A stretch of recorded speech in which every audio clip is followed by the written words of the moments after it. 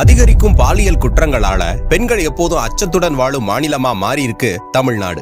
வேலைக்கு செல்லும் பெண்கள், கல்லூரி பள்ளி மாணவிகள், முதியவர்கள், சிறுமிகள் என எந்தவித வித்தியாசமும் இல்லாமல் பாலியல் அச்சுறுத்தலுக்கு ஆளாகி வருகின்றனர். கோவை விமான நிலையம் அருகே இரவு 11 மணி அளவில் தனது ஆண் நண்பருடன் பேசிக் கொண்டிருந்த கல்லூரி மாணவியை 3 பேர் வலுக்கட்டாயமாக இழுத்துச் சென்று பாலியல் வன்புணர்வு செய்துள்ளனர். அப்போது அந்த மாணவி உடன் இருந்த ஆண் நண்பரையும் அந்த கும்பல் கடுமையாக தாக்கியுள்ளது. இந்த தாக்குதலில் காயமடைந்த மாணவர் உடனடியாக காவல் நிலையத்தில் புகார் அளித்துள்ளார். ஆனால் இப்போது வரை பாலியல் அத்துமீறலில் ஈடுபட்டவர்களை காவல்துறையினர் கைது செய்யவில்லை. இந்த சம்பவத்தால் கடுமையாக பாதிக்கப்பட்ட கல்லூரி மாணவி மருத்துவமனையில் அனுமதிக்கப்பட்டு சிகிச்சை பெற்று வருகிறார். சமீப நாட்களாக தமிழ்நாட்டில் பெண்களுக்கு எதிரான பாலியல் தொல்லைகள், அத்துமீறல்கள், வன்கொடுமைகள் தினம் தினம் அதிகரித்து வருகிறது. மாநில குற்ற ஆவண காப்பகம் வெளியிட்டுள்ள புள்ளி விவரங்கள் மக்கள் விரோத திமுக அரசின் இயலாமையை உறுதிப்படுத்தியுள்ளது. பெண்களுக்கு எதிரான குற்றங்கள் 2023 ஆண்டு 8943 பதிவாகியுள்ள நிலையில் 2024 ஆண்டு 10,202 அதிகரித்துள்ளது. அதாவது பெண்களுக்கு எதிரான பாலியல் வன்கொடுமை வழக்குகள்